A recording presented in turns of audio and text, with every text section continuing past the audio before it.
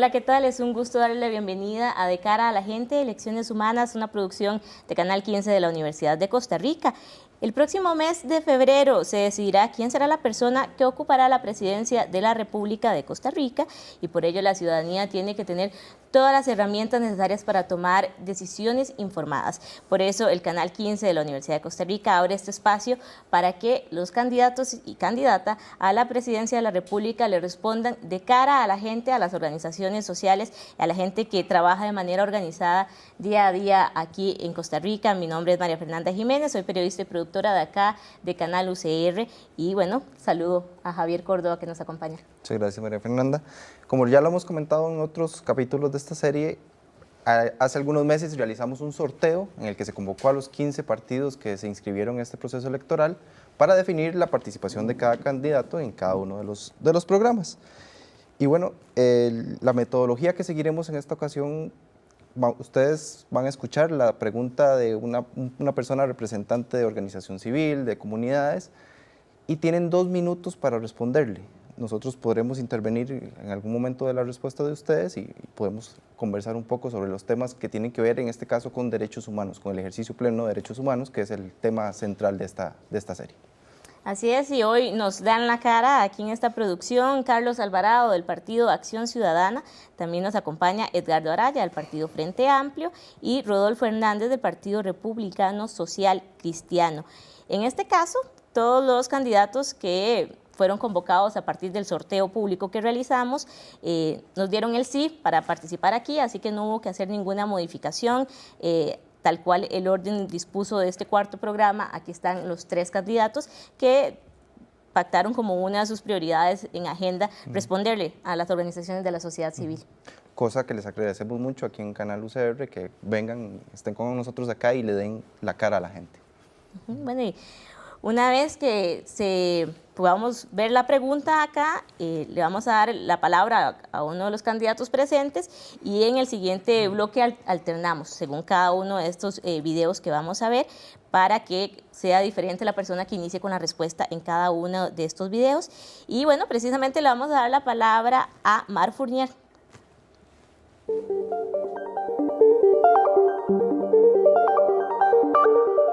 Soy Mar Fournier y trabajo con varias organizaciones del bloque trans.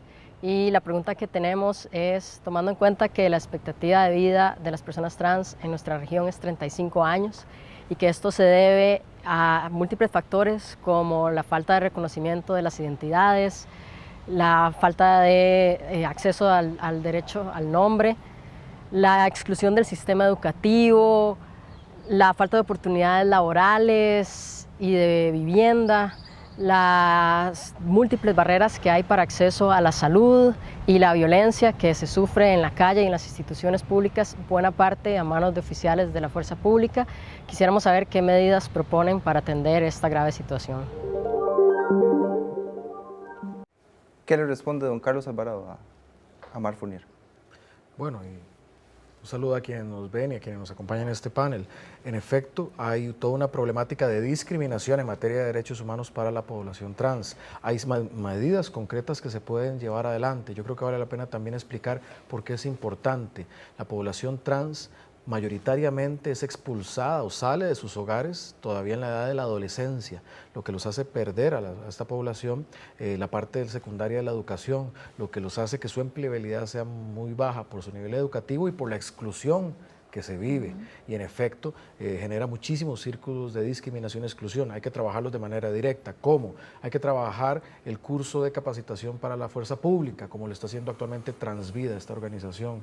Profundizar los cursos del INAMU y del IMAS, que me correspondió inaugurar, siendo yo presidente del IMAS, para capacitar a la población trans. También abrir las oportunidades desde la educación para que puedan llevar, y eso se ha llevado adelante también iniciando a partir de esos cursos que ejecutamos. El tema de la identidad y la reforma legal que se requiere es importante. Muchas personas sufren discriminación porque al ir a la seguridad social o a un banco o a una ventanilla y al presentar su cédula que su cédula, el nombre que está ahí no corresponde con su identidad de género, sufren también discriminación e incluso exposición pública. Esas medidas y otras hay que abordarlas para el respeto en dignidad y derechos de esta población, que no es sino cumplir con lo que es la Carta de Derechos Humanos y con nuestra propia Constitución, en la cual todos somos iguales frente a la ley en cuanto a dignidad y en cuanto a derechos. Esa es la agenda que hay que llevar adelante. Muy bien, ¿cuál es la propuesta del Frente Amplio, don Edgardo? Bueno, buenas, y aquí los que nos acompañan, un saludo a toda la gente que nos está viendo y escuchando. Mire, lo más importante es reconocer que todos somos seres humanos y tenemos una misma dignidad. Y eso es lo que está pasando con esta población y con otras. No se les está reconociendo por lo que realmente es importante, que es su persona como tal, lo que siente, lo que sueñe, lo que espere para su vida, sino que como no se ubica en un lugar en la sociedad que ya queremos que se ubique, y esa persona no se siente ahí, lo que termina pasando es que esa persona es rechazada, es excluida, y es excluida de los servicios sociales, excluido de incluso del trabajo, y eso implica una serie de conflictos internos que los lleva a las personas a que suceda lo que ahí señalaban, ¿verdad? De una expectativa de vida muy poca. Así que lo primero que hay que hacer es partir de aceptar el reconocimiento que esas mismas personas se dan a sí mismas. Entonces es fundamental el tema de cómo se quieren identificarse, como hombres, como mujeres, o de qué otra manera, y que el Estado pueda responderles a eso, con el tema, por ejemplo, de la identidad. Hay un tema de educación fundamental, tenemos que estar yendo a la educación para la vida, en la escuela, desde el kinder a nosotros nos deberían estar enseñando no solo educación sexual y reproductiva, sino afectividad y también sensibilidad y reconocimiento de las personas tales y como son. Entonces es un tema de educación, ¿verdad?, a largo plazo, porque ¿cómo vamos a lograr que, sí, podemos hacer cursos a la fuerza pública, ese tipo de cosas es importante también, pero lo más importante es apostar a la educación para ir sensibilizando a la gente y que la institucionalidad se acomode a lo que esas personas necesitan. Doctor Hernández, ¿qué propone el partido? Muchísimas gracias por invitarme y permitirme compartir las ideas nuestras. Yo me he opuesto a la discriminación en todas sus formas y toda mi vida. Y no es por un acto de ser candidato a la presidencia del Partido Republicano, sino porque estoy convencido que el derecho al respeto de las personas debe imperar en forma permanente. He dicho muchas veces que, y ahora sí como candidato, que en un gobierno republicano no voy a tolerar formas de discriminación porque la gente luce diferente, se comporta diferente, pertenece a una clase social distinta o tiene gustos distintos. Ustedes pueden estar pensando, los que me escuchen, debe ser un discurso político. No, no. Ustedes pueden revisar quién fue el pediatra que defendió a una persona transgénero para que no le quitaran un hijo que había adoptado años anteriores. No voy a decir los nombres porque no les pedí autorización. O quién fue el director del hospital que ante una circunstancia de una cirugía de cambio de género les dijo: en este hospital se valora por su rendimiento, por su conocimiento y por el respeto al paciente. En concreto, y lo doctor, defendí. ¿Qué se puede hacer por esta población? Bueno, vamos a defender que no haya ningún tipo de discriminación. De hecho, ya lo hemos hecho. Vea que nuestro grupo defendió que fueran cubiertos por el Seguro Social. Y hay que pasar a una etapa más, pero una etapa de enseñanza del respeto. Porque si ustedes la pregunta es ideologías de género para la enseñanza escolar, yo no apoyo a ningún tipo de ideología. Me parece que las ideologías no se enseñan en escuelas ni colegios porque atentan contra un derecho fundamental, que es el respeto a la tradición y a los valores de la familia. Por eso es que me opongo, pero no me opongo por otras razones, porque me parece que todas las personas tienen los mismos derechos civiles de trabajo, de casa, de oportunidades. Muchas gracias, doctor Hernández. Y bueno, ya vamos a una pausa en este primer bloque de cara a la gente de Elecciones Humanas. Quédese con nosotros en Canal 15 porque cuando volvamos siguen los candidatos respondiendo a las organizaciones sociales sobre los temas que más nos preocupan a las y los costarricenses. Recuerde que usted también puede participar a través de las redes sociales de Canal UCR. Nos encuentra así, Canal UCR en Twitter, en YouTube, en Facebook y @Canal UCR también para que estén compartiendo con estas discusiones y ustedes también aporten sus consultas, sus comentarios a las respuestas que nos dan los candidatos. Ya casi estamos de vuelta.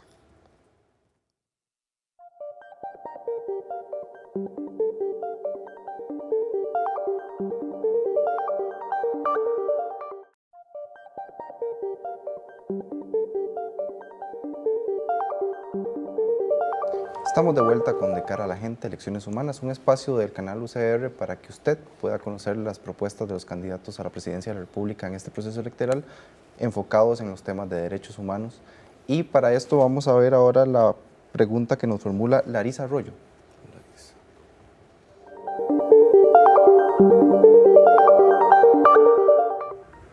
Mi nombre es Larisa Arroyo Navarrete, soy abogada especialista en derechos humanos y género de la Asociación Ciudadana Acceder. Quisiera preguntar si hay algún tipo de apoyo para la implementación del artículo 121 en el Código Penal, artículo que ha estado presente por ya casi 5 décadas, pero que nunca se ha implementado del todo. Este artículo es sobre el aborto terapéutico, conocido popularmente, o aborto impune. Esa es una figura que no se ha terminado de aplicar en toda su plenitud que permite la misma legislación nacional. Entonces, ¿qué apoyo habría para poder aplicar el artículo 121, así como su norma técnica que en principio estaría pronto a ser aprobada? Muy bien, don Edgardo, ¿qué propone el Frente Amplio y a qué se compromete en este tema? Bueno, a obligar a la Caja a establecer las directrices necesarias para que la Caja Costarricense del Seguro Social establezca ese protocolo necesario, porque ciertamente no es que no se dan ese tipo de situaciones o esos abortos terapéuticos en el hospital y en otros centros de salud, ¿verdad? Lo que pasa es que siempre queda como muy a criterio del médico, ¿verdad? Y entonces ahí nos vemos ante situaciones de enormes injusticias, ¿verdad? Como obligar a una mamá, a una mujer cuyo embarazo se desarrolla de manera que es imposible que pueda, digamos, nacer y vivir, digamos, después del parto, y aún así, por un tema de consideración ideológica de un médico, se ha obligado a esa persona a vivir eso. Entonces, además, imagínense lo que es una mamá a que le dicen que tiene que soportar el embarazo, pero que además ese embarazo no va a ir para ningún lado. Eso realmente es revictimizar, es tratar mal 2 veces a una misma persona. ¿Y a qué se comprometería el Frente Amplio para que no sean los doctores quienes decidan eso? Claro, lo importante es tener ese protocolo claro, que ya entonces las personas, los médicos y todo el personal y la misma gente tenga las reglas del juego claras para determinar cómo y cuándo es que se pueden aplicar ese tipo de aborto. Por supuesto, el criterio médico es clave, pero por lo menos para que no quede hoy como tan a la libre que está, ¿verdad? Dependiendo de cada, digamos, de cada posición de un determinado médico. Entonces, lo importante es tener un protocolo objetivo que sea aplicable a todos y cada uno de los centros médicos para regular claramente cuando sea necesario hacerlo. En eso estamos absolutamente comprometidos. Don Rodolfo. Bien aquí, el Código Penal lo define y vamos a decir que es aborto terapéutico, ¿verdad? Porque aunque diga aborto terapéutico, no es una terapia en la cual se decide la vida o la muerte. No, está definido el aborto terapéutico como un acto en el cual se recurre como última instancia a terminar la evolución de un embarazo para salvar una de las vidas. Esos son los casos de enfermedades muy severas, corazón, tumores, que requieren un tratamiento inmediato y que la única alternativa es suspender ese embarazo para salvar la vida de la madre. Aún así, no es el médico el que toma la decisión, porque esta es una situación de bioética médica y todos los hospitales que atienden partos tienen los comités de bioética, que es donde se discute estos y se discute con la madre. Una madre que no quiera terminar su embarazo se le respeta hasta que esto se decida. Y nos hemos llevado grandes sorpresas cuando termina el embarazo y ambos sobreviven y la madre se le da una gran felicidad. Si ¿Sería el único caso en el que usted estaría de acuerdo entonces, doctor? Aborto terapéutico definido en esa forma, discutido en los comités de bioética, son los únicos que yo apoyo. Cualquier otra forma de aborto es una pena, condenar a la pena de muerte al inocente. Doctor, pero la ley dice que es en caso de que haya peligro de muerte, pero también que haya afectación seria a la salud de la madre. Por supuesto, eso es aborto terapéutico. Por eso les digo que cuando hay afectación severa, para eso están los comités de bioética. ¿Qué pasa con los casos de cuando, digamos, en el caso conocido, el de Aurora, había un señalamiento de que la salud mental de la persona estaba en riesgo y que había peligro incluso de suicidio por la situación tan penosa en la que estaban obligando a pasar a la persona? ¿Usted qué consideración tiene al respecto? Le voy a dar mi criterio al respecto en eso. Sí, señor. Para eso hay medicamentos en medicina y hay medicamentos muy seguros para restablecer la condición psicológica, psiquiátrica de una persona sin afectar la salud de ese niño. Si lo que no quiere es ser madre, pues téngalo y délo en adopción. Hay muchas familias en Costa Rica que están esperando un niño que sí van a querer. ¿Qué le responde Carlos Alvarado a Larisa Arroyo? Bueno, a Larisa le responderíamos lo siguiente. En efecto, desde el 1971 está en la ley la figura del aborto terapéutico y lo que plantea es la posibilidad de la interrupción del embarazo en casos de riesgo de salud o de la vida de la mujer. Y aquí digo, esa definición yo partiría de entenderla como la ha definido la Organización Panamericana de la Salud o la Organización Mundial de la Salud. Así es como se debe entender en ese contexto.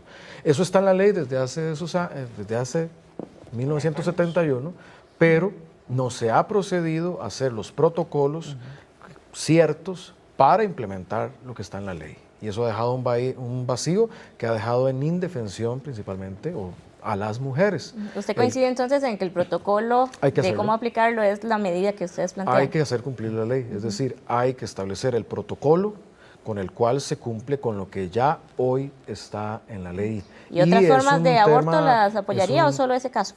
Bueno, lo que he planteado es hacer cumplir lo que ahí está en la ley. En nuestra plataforma programática no estamos yendo más allá de lo que está hoy planteado en la ley. Y lo que está hoy planteado en la ley de la República es el aborto terapéutico, el cual nos comprometemos a llevar a su protocolo para implementación.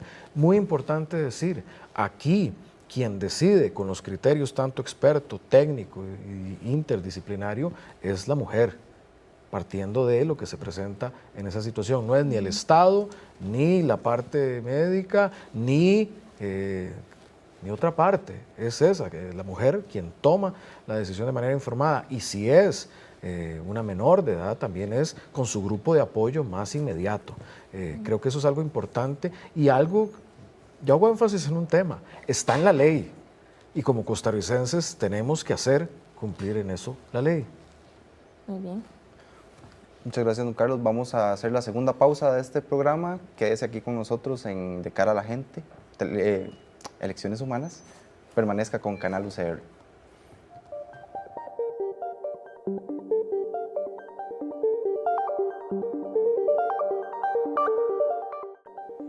Estamos de regreso en De Cara a la Gente, Elecciones Humanas. Canal 15 de la UCR decide abrir la pantalla para que sean las organizaciones y sea la gente quien cuestione a los candidatos a la presidencia de la República para el periodo 2018-2022.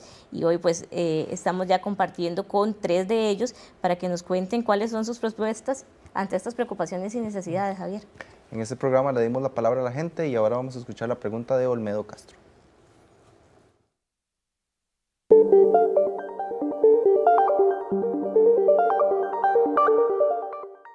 Mi nombre es Olmedo Castro Rojas, soy economista, soy el presidente de la Junta de Salud del Hospital Blanco Cervantes y estoy en varias organizaciones de los adultos mayores. Mi pregunta es el apoyo que se le pueda dar al Hospital Blanco Cervantes para que se construya un nuevo hospital, porque ese hospital en realidad se construyó con otros fines. Los adultos mayores requieren de un hospital para los adultos mayores.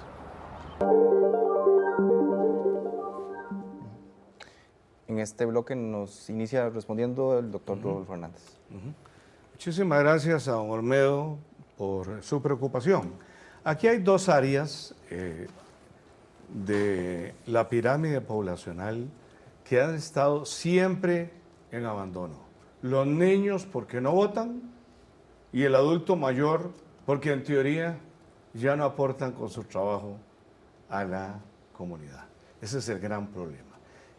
Costa Rica tiene que prepararse para eso, porque la pirámide poblacional cambió y ha ido acelerándose desde 1995, de manera que en pocos años, ya para el 2025, vamos a tener casi un 11 o un 12% de población de adultos. Para el 35 vamos a tener prácticamente un 20%. Para el año 50 va a haber igual número de gente trabajando como gente de la tercera edad que va a estar jubilada. Hay que prepararse para eso. Y estoy convencido, y el director del Hospital Blanco Cervantes sabe, hemos hablado mucho de esto, que ya Costa Rica requiere un hospital clase A con las especialidades y con los equipos y funcionando 24 horas al día atendiendo emergencias que sea para el grupo de la tercera edad. Ya esta propuesta está inclusive planteada por la directiva del Hospital Blanco Cervantes. ¿Cómo ejecutarla para que de verdad, porque ya nos alcanzó, la inversión de la pirámide, ya el envejecimiento nos alcanzó? ¿Cómo hacerlo posible? Bueno, eso lo que requiere es voluntad política. Yo tengo la voluntad para hacerlo, porque estoy convencido que ya Costa Rica no requiere un hospital de geriatría y gerontología, que esa atomización que las políticas actuales quieren hacerlas, de que se tengan pequeños servicios en todos los hospitales, eso es una parte, pero tiene que haber un hospital de clase A que los atienda, pero no solo hospital. La tercera edad requiere albergues para que pasen el día, albergues para que sigan aprendiendo, oportunidades de reeducación para que se sientan útiles en este mundo. Muchas gracias. Le corresponde a Carlos Alvarado responderle a don Olmedo. Bueno, a don Olmedo decirle que me comprometo y me comprometería a conocer la propuesta específica para tener un hospital equipado y adaptado para los adultos mayores. Creo yo que el tema central en esto es la política en general para la población adulta mayor, la que hoy tenemos como población, y prepararnos para todo el cambio generacional que vamos a experimentar en los próximos años, porque tendremos mayor población adulta mayor. Déjeme ponerle brevemente un ejemplo. Nosotros en la década de los 40 la expectativa de vida del costarricense rondaba los 40 y tantos años. Hoy esa expectativa de vida está en los 78 años. Lo que quiere decir que si ese ritmo de ampliación de la expectativa continúa, podríamos incluso superar en ese mismo periodo de tiempo los 100 años de edad para las personas a futuro. ¿Qué es lo importante entonces? Lo importante, creo yo, el enfoque que comparto es uno de autonomía, que se forma en todo el ciclo de vida de las personas, desde pequeños, pasando por los distintos ciclos de vida, es estilos de vida saludable, tiene que ver con cuidarse, la educación, la salud mental, los temas de las enfermedades crónicas que están afectando tanto a las personas. ¿Para qué? Para expandir la autonomía en el ciclo de vida. Veníamos de un paradigma que metía al adulto mayor, una vez que estaba viejo, vieja y solo, en un albergue o en un asilo o en un hogar, y era ahí donde lo recluía. Carlos, Nosotros lo que necesitamos es ampliar el tiempo de autonomía de calidad de vida de la población adulto mayor. Ampliar autonomía significa una inversión enorme en infraestructura, porque no tenemos la infraestructura No, en más general. bien, autonomía me refiero a que la gente sea independiente y libre, como lo es en países europeos de alta expectativa de vida, que las personas tienen un tiempo largo de vida en la cual son autónomos en lavarse los dientes, en hacer sus actividades, incluso en trabajar. Y la inversión, en efecto, en autonomía estaría en mejores aceras, en lugares de recreo públicos, que eso es un beneficio no solo para el adulto mayor, también para el adulto mayor, pero para toda la ciudadanía. Tenemos que salirnos también del enfoque que el espacio público es la plaza de fútbol para el hombre joven y que el espacio público es para el disfrute de todas y de todos. Claro. Don Edgardo Araya, la propuesta del Frente Amplio. Bueno, efectivamente, habría que revisar dentro de los planes de inversión de la Caja, ¿verdad?, la posibilidad de presupuesto para llevar adelante eso. Por supuesto que hay voluntad política para hacerlo, pero sí creo que no se debe ver como una obra aislada. No es que hay que hacer un hospital para personas adultas mayores solamente por eso. Es porque se enmarque en un gobierno, en un Estado que se apunte con esas personas adultas mayores que tienen muchísimo que darle todavía a este país, ¿verdad? Entonces eso implica también, sí, es un proceso que implica muchos recursos, pero que sabemos que no se va a hacer a corto plazo. Pero, por ejemplo, ¿qué estamos haciendo con el tema de la infraestructura, de la nueva que estamos construyendo, de la que se va a remodelar?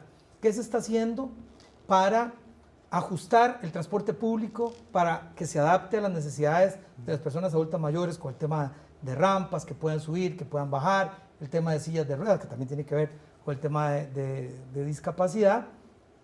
¿Cómo hacer también para que esos parques, esos espacios públicos, efectivamente sean lugares de esparcimiento para esas personas? ¿Cómo hacerlo? Y bueno, hay que empezar a invertir en eso, y en eso se invierte plata, no solo en obra, sino también que nos puede servir para generar seguridad, que es lo que hemos venido diciendo nosotros. La delincuencia, por ejemplo, se combate también apropiando a la gente del espacio público.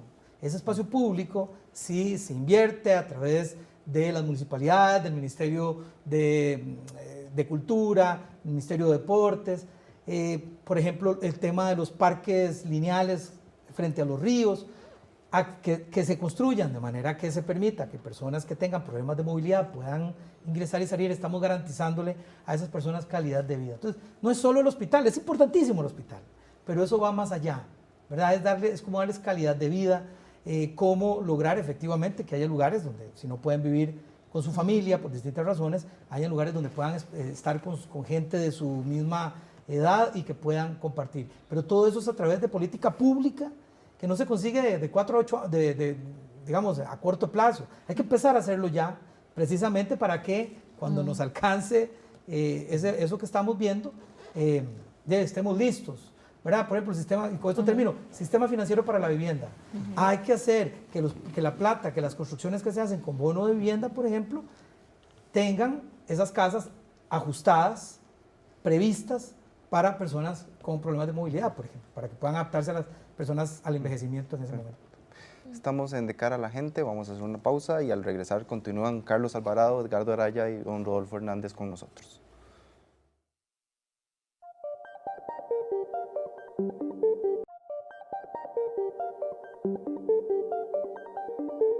Estamos de vuelta en De Cara a la Gente, elecciones humanas. Son elecciones humanas porque el equipo de Canal UCR ha querido preguntarle a los candidatos a la presidencia sobre temas específicos del ejercicio pleno de derechos humanos, según las inquietudes que nos han expresado personas de las comunidades, de los movimientos sociales. Y para eso ahora vamos a escuchar la pregunta que tiene Mariana Camacho para los candidatos que nos acompañan hoy.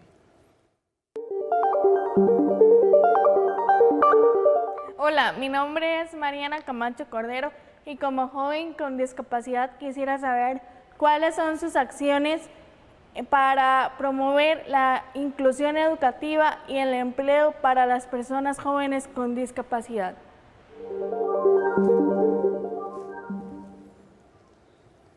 Don Carlos, ¿qué le responde a Mariana el PAC? Es uno de los temas centrales. La población con discapacidad es la población en el país con mayor índice de desempleo. Tiene que ver con varias cosas y las propuestas para solventar eso tiene que ver, uno, con un sistema nacional de empleo. Muchas veces tenemos población con discapacidad que tiene muchos talentos o capacitación, incluso profesiones, pero hay un desentrave entre esta población y, en el caso del sector privado, muchas veces por falta de información, por miedo, porque la gente cree que si contrata a alguien con discapacidad más bien puede incurrir en costos mayores o ese tipo de cosas que no son tales. Entonces el Sistema Nacional de Empleo vendría a entroncar eso que hoy está distante. Carlos, ¿ya hay una cuota definida en el sector público? En el sector público hay una cuota del 5%, no se cumple aún. Un gobierno debe entrar de manera decidida a generar esos mismos para hacer que el cumplimiento efectivo del 5%. ¿Y cómo hacer? No solo que ese 5% se cumple porque no solo hay que pautar que esa es la cuota que debe cumplir, sino que además cuando vemos cuáles son las propuestas o los puestos ofrecidos a la población con discapacidad, no se ajustan a las características. Por ejemplo, les piden cierta cantidad de tiempo de experiencia cuando son personas excluidas del empleo. ¿Cómo mejorar el sistema de reclutamiento? El mismo Sistema Nacional de Empleo debe permitir facilitar esos entronques, que es lo que hoy no estamos teniendo y está generando esos problemas. Pero hay experiencias ya tanto en lo público como en lo privado que avanzan en esa dirección. Lo que hay que es profundizarlas. En la parte educativa también, es uno de los orígenes. ¿Por qué? Porque el mismo sistema, si no tiene las condiciones de educadores o educadoras capacitados para esta población específica, o de infraestructura, o de transporte, o de horarios diferenciados, o de becas dirigido a esta población, genera una dinámica de exclusión. Hay dramas de muchos padres que por una parte piden tratamiento especializado para sus niños o niñas, pero eso una vez no se da muchas veces, pero otras veces sacarlo del sistema tradicional lo que hace es entrar en una dinámica de exclusión.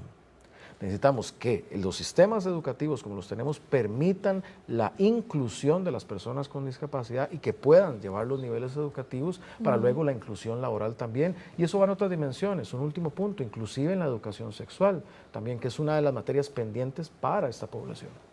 Don Rodolfo Hernández, ¿qué propone su partido en este tema? Muchísimas gracias. Vean, este es uno de los problemas que hemos dejado de lado. A pesar de que hace 20 años se aprueba la ley 7600, la ley para proteger a las personas con discapacidades, y no hemos logrado ni siquiera implementarla con cosas básicas. En este momento hay en Costa Rica 600,000 personas con discapacidades, un porcentaje muy grande, casi 2/3 partes, que pueden laborar efectivamente. Aquí hay varios problemas. El primero es un problema de educación, que también lo ligamos con el anterior, con la tercera edad. Nosotros no estamos educando en inclusividad, en respeto, y por eso a veces a la gente que tiene algo diferente le hacemos un lado. ¿Y qué medidas plantea para que trabaje esta gente? La primera es que hay que hacer cumplir la ley actual, que no se está haciendo cumplir. Las dos leyes actuales, las de el número de trabajadores, que no pasamos más que de poner en las fotocopiadoras a gente que tenía discapacidades. De ahí no pasamos. Y otros países han avanzado. Lo que a veces no entendemos es que el que tiene una discapacidad, y muchos de ellos tienen parálisis cerebral infantil de diverso grado, tienen un cerebro perfecto. Su alteración es motora y pueden trabajar y educarse muy bien. Pero ¿qué hacemos en las escuelas? Que también, por eso les decía que hay algo de educativo en la casa y educativo en nuestro sistema.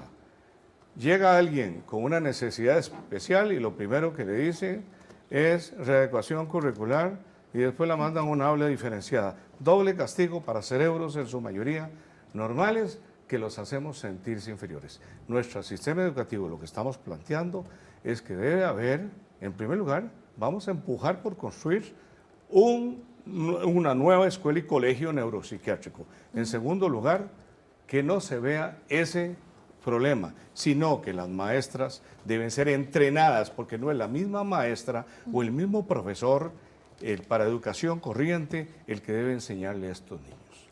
Gracias. Don Edgardo. Mire, hay acciones a largo plazo que hay que hacer, que tienen que ver efectivamente por el lado de la educación. tenemos que empezar a aprender y aprender todos y todas, que no porque alguien sea distinto, porque camine distinto, porque tenga alguna situación que sea distinto a los demás, es distinto o debe ser apartado. Y eso nace efectivamente desde la sensibilización, desde el kinder, ¿verdad? Desde ahí. Por eso yo insisto tanto en meter esa materia en la escuela, en el colegio, que es educación para la vida, donde uno de esos temas sea la sensibilización de las personas, ¿verdad? Los derechos humanos, tener claridad que es una persona y que lo más importante es su dignidad. Eso a largo plazo nos va a dar gente mucho más sensibilizada, que no va a reaccionar apartando, ¿verdad? O rechazando lo que ve un poco diferente. Eso nos va a ayudar no solo en el tema de discapacidad, sino en otros temas. Pero también hay que hacer acciones concretas ya, que son lo que se haya denominado acciones afirmativas. ¿Cómo es posible que el gobierno no haya hecho el esfuerzo por llenar esa cuota del 5%? ¿Quién está llevando ese control de decir, mira, nos falta todavía un porcentaje, vamos a buscar a esa gente?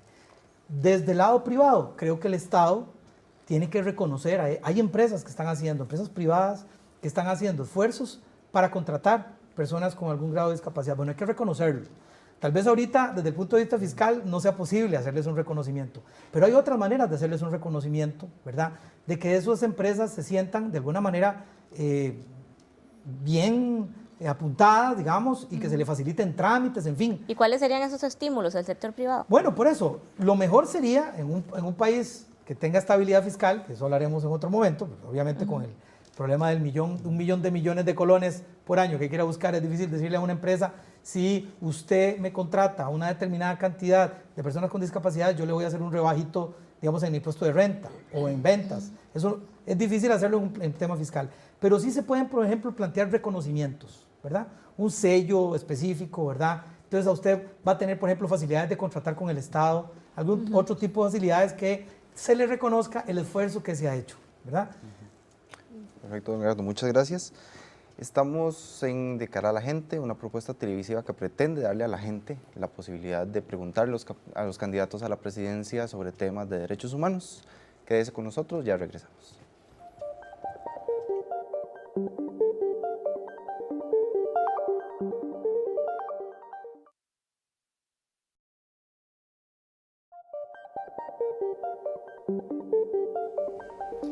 Hoy nos dan la cara Edgardo Araya del Frente Amplio, Rodolfo Hernández del Partido Republicano Social Cristiano y Carlos Alvarado del Partido Acción Ciudadana en esta propuesta de Canal UCR que pretende que las personas de la sociedad civil sean quienes les consulten a los candidatos a la presidencia del periodo 2018-2022, lo que usualmente en los debates nadie les pregunta, y que tengamos la oportunidad de garantizar que esas personas que no tienen acceso a los candidatos normalmente puedan hacer sus preguntas aquí desde la UCR.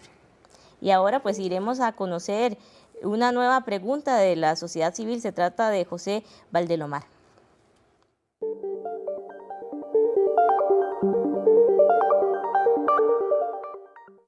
En el contexto de los proyectos de ley de empleo público que están vigentes ahorita en la Asamblea Legislativa, tomando en cuenta que lo que buscan es socavar los ingresos de los trabajadores del sector público y apoyando además la equivocada sensación que hay de que somos nosotros los responsables del déficit fiscal, tomando en cuenta que fueron expuestos los grandes evasores en los Panama Papers que hizo la Universidad de Costa Rica, ¿apoyarían ustedes los proyectos de ley que están en contra del empleo público, o más bien sentarían un precedente contra los grandes evasores que son los verdaderos responsables del déficit fiscal en nuestro país? Muchas gracias.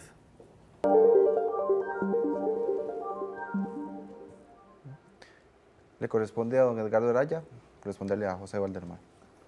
Bueno, a José le tenemos que decir que ya hemos hecho las dos cosas. Ya nos hemos opuesto a proyectos de empleo público, hemos hecho un esfuerzo para precisamente desmitificar eso que él planteaba, de que han tratado de colocar una opinión, ¿verdad?, generalizada de que los culpables del déficit fiscal del gobierno es la gente del empleo público. Hay que aceptar que hay algunas inequidades que se pueden revisar y que si hay gente recibiendo de manera abusiva, que son, pero que digamos exactamente cuáles son y lo señalemos, no generalicemos a todo el funcionariado público. Y entonces ese ha sido una labor fundamental del Frente Amplio en este cuatrienio en el Parlamento, señalar claramente que no es precarizando las condiciones laborales de las personas que se van a solucionar las finanzas públicas, que es más bien por el lado de ir a cobrarle a los que se están robando los impuestos en este país. Y nosotros ahí impulsamos también, y se logró aprobar obviamente con el apoyo del resto de las fracciones, la ley de lucha contra el fraude fiscal, que creó un registro de beneficiarios finales que nos va a permitir precisamente que no haya Panama Papers, que no empiecen a utilizar una sociedad para mandar la plata por otro lado, para devolverla para acá, para no pagar impuestos, o sea, como sacándome la plata de una bolsa para ponerme en la otra. ¿Cómo proponen controlar y cobrarle a esa gente que está debiendo? Bueno, ahí, por eso va en dos vías. Una es cobrar, es decir, atajar la plata que se están robando, que es decir, eludiendo o evadiendo, haciendo esas maniobras, ¿verdad? O simplemente mintiéndole al fisco. Ahí hay que seguir por la vía de fortalecer las herramientas, los dientes que tiene la administración tributaria para perseguir y cobrar. Y eso ya lo hicimos, todavía hay que hacer cosas más importantes, pero ya lo hicimos con la ley de lucha contra el fraude fiscal. Pero lo otro es, este tema del déficit fiscal no se va a resolver solo por la vía del gasto. Tenemos que empezar a cobrar a la gran riqueza de este país que hoy no está pagando proporcional a lo que gana.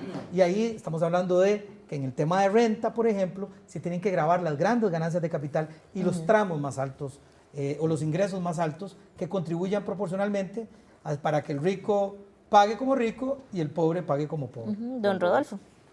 Muchísimas gracias. Y como la pregunta viene de un miembro de CIPROSIMECA, voy a usar algunos números que están reportados y que tienen que ver con el intento de rebajar salarios en los empleados públicos. Coincido que no se puede ir por la vía de la precarización de los salarios. A eso me opongo y no me opongo hoy, me opongo todo el tiempo, porque el problema de la función pública no es que tiene malos empleados, o malos médicos, o malos enfermeras.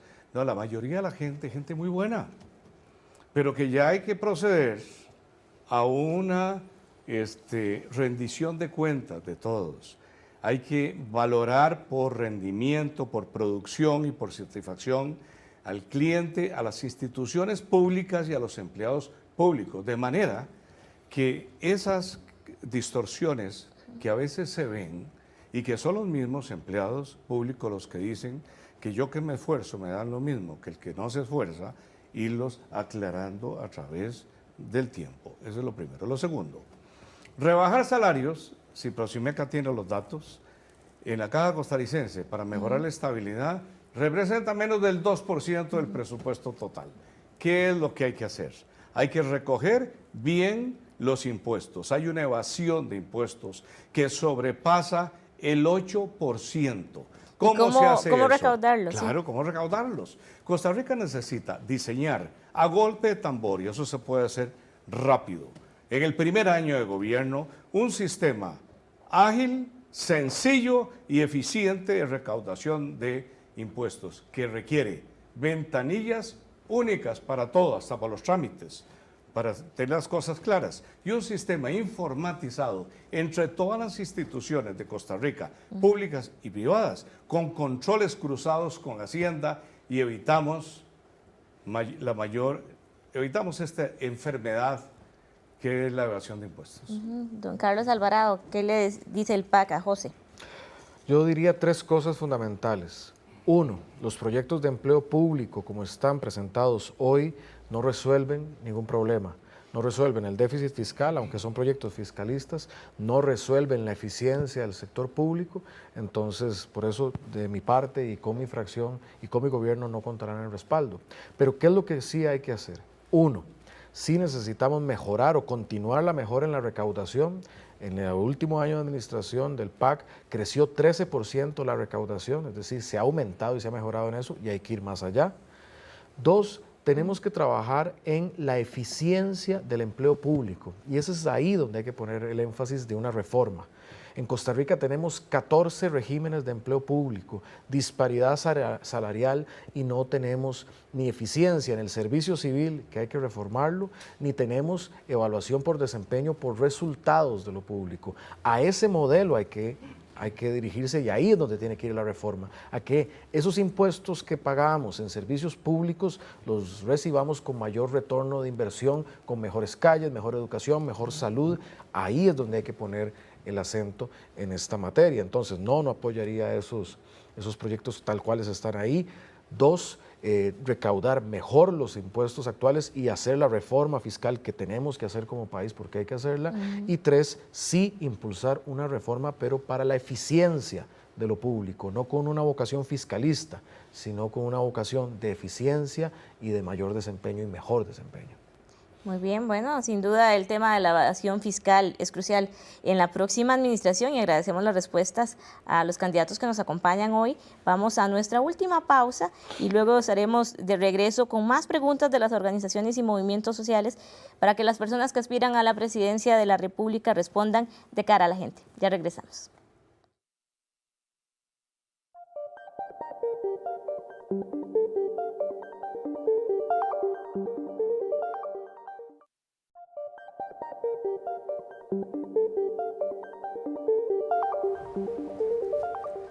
Edgardo Araya, Carlos Alvarado y don Rodolfo Hernández nos acompañan hoy en los estudios de Canal UCR porque vinieron a darle la cara a la gente y a responder las preguntas que se formulan desde las comunidades y desde el movimiento social. Y ahora vamos a tener la pregunta de don Andrés Agüero. Escuchemos.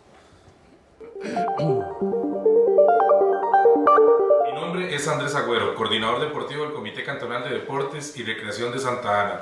Mi consulta directa es, nosotros como pioneros del deporte desde edades tempranas a nivel nacional, deseamos saber cuál es el compromiso de parte de ustedes hacia nuestras instituciones, reitero, como pioneros del deporte a nivel nacional. Como hemos venido alternando el orden, le corresponde a don Rodolfo Hernández. Muchísimas gracias y aprovecho este último segmento para agradecerle a ustedes que esta es la tercera vez que los acompaño en actividades de la Universidad de Costa Rica en menos de 2 semanas. Para responderle, mi compromiso es total y empieza desde la elección de quién va a ser el ministro de Juventud, Cultura, Juventud y Deportes, porque por lo general se escoge a alguien que viene del área de cultura, que es lo que le interesa, y se olvida de los otros. Deporte es muy importante, prueba de eso, mañana tengo reunión con el Comité Olímpico, porque es parte de nuestra propuesta educativa, no instructiva, educativa, donde tiene que estar representado la cultura, el arte y el deporte en forma permanente. El deporte lo vamos a ampliar, incluso si podemos mejorar la situación fiscal, ampliarla con ayudas, porque en este momento en Costa Rica, si lo vemos en forma transparente, quien recibe más ayudas es el fútbol. Y el resto de los don deportes, Rodolfo, no. ¿Cómo aumentar ese presupuesto para deporte? Porque usted bien decía, si mejora la situación fiscal, Claro. pero si no pasa, ¿a qué le quitamos plata para darle al deporte? Bueno, si no pasa, hay que hacer varias cosas. La primera la dijimos, si la evasión fiscal es un 8% y el déficit fiscal es un 6%, ahí tenemos dónde está la primera llave para resolver los problemas económicos en Costa Rica, que es la buena recaudación. La segunda es que el gobierno tiene que dar el ejemplo. No se puede gastar más de lo que tenemos y vamos a crear una norma fiscal que no permite el presupuesto de los gastos corrientes aumentar más que el crecimiento económico. En esa forma y con una apuesta en orden de los recursos de todos los costarricenses y en un gobierno que no va a permitir corrupción y mucho menos impunidad, bajando lo que se roban, vamos a tener dinero para otras oportunidades. Muchas gracias, doctor. Escuchamos la propuesta del PAC, don Carlos. Costa Rica tiene un gran semillero de deportistas y lo estamos viendo en diferentes clubes o disciplinas en el mundo. Pero el gran problema en el deporte es que tenemos un sistema desarticulado. Por un lado tenemos los comités cantonales de deporte, por otro lado las federaciones de deporte, por otro lado el ICODER, por otra parte todo el Comité Olímpico y las disciplinas, por otra parte el MEP tiene un rol central en este sistema, por otra parte cultura y también salud, pero no hay ahí una articulación. no hay una articulación. Costa Rica no ha tenido, y en mi gobierno tendrá, una política nacional de deporte y recreación que articula esos diferentes componentes. Hoy nos enfocamos mucho, por ejemplo, en juegos nacionales, pero dejamos las infraestructuras sin mantenimiento, o tenemos infraestructuras educativas que permanecen cerradas cuando podrían estar al servicio de los comités cantonales, de las federaciones o de atletas de alto rendimiento. No existe esta concatenación. Necesitamos, pues, generar esa concatenación en el sistema de deporte y recreación para, desde lo más básico, que es lo cantonal, ir generando esa cultura de bienestar, de educación, de disciplina y semilleros que pasan luego a otras partes en el sistema, como son las federaciones y luego incluso alto rendimiento. Y el ICODER, donde estaría, y donde está el ministro, ministra, y donde estaría esa rectoría, es un facilitador, no entraba lo que generan estos otros actores, sino facilita y gestiona y provee recursos para que esto sea una política de largo aliento y que transforme la situación de deporte donde estamos. Costa Rica, aún teniendo baja inversión y poca organización, mantiene niveles medios en deporte. Nosotros entonces, organizando ese sistema, seríamos una potencia por nuestro alto desarrollo humano. Hay que hacerlo. Lo que no se dice aquí son las calamidades que pasan los deportistas y las deportistas de alto rendimiento en este país. No puede ser posible. Andrea, me acuerdo porque yo ya fui al comité, ya le gané, fui al Comité Olímpico Nacional, allá nos reciben a todos, han estado recibiéndolos, y nos decían algo que probablemente se lo van a decir a usted mañana. El problema principal es que no hay estabilidad en cuanto a los recursos que van a recibir. Es decir, depende de si el gobierno de turno está a favor o no a favor, o es importante o no para el gobierno. Entonces los mete siempre en una situación de que no saben qué va a pasar, ¿verdad? Entonces me decían, Adriana Villar, por ejemplo, es campeona panamericana de billar, precisamente. Y me entrevisté también con Medallita Jiménez. Tercer lugar en el mundo en boxeo. Y a veces no tienen ni siquiera para darles, para que puedan tener los pases, o a veces ni siquiera para el diario. Entonces, ¿cómo pretende una persona con ese altísimo rendimiento poder efectivamente poner en alto el nombre de este país? Porque a veces tienen plata y a veces no tienen plata. Entonces hay que definir un recurso y hay que hacer las modificaciones legales para que haya un recurso determinado, un porcentaje determinado, que no quede dependiendo de si el gobierno quiere o no quiere. ¿Y de dónde, don Edgardo, tomar ese dinero? Bueno, ahí hoy, por ejemplo, tiene presupuesto. Es decir, hay una parte del presupuesto nacional que va dedicado ahí. Lo que está pasando no es que no hay plata para eso, es que eso depende de las decisiones del gobierno. El gobierno puede, si no le interesa mucho el deporte, pues entonces se lo lleva para otro lado, ¿verdad? Mientras que si establecemos una obligación de un determinado porcentaje con claridad, ahí podemos, digamos, garantizar que esas personas o que esa institucionalidad por lo menos va a saber a qué atenerse y poder hacer trabajos de planificación a largo plazo. Pero esa es la parte del deporte de alto rendimiento que es importante. Pero la otra parte, que es la recreación, ¿verdad? Ahí tenemos que volver de nuevo al tema de los espacios públicos, la rehabilitación de parques, de plazas.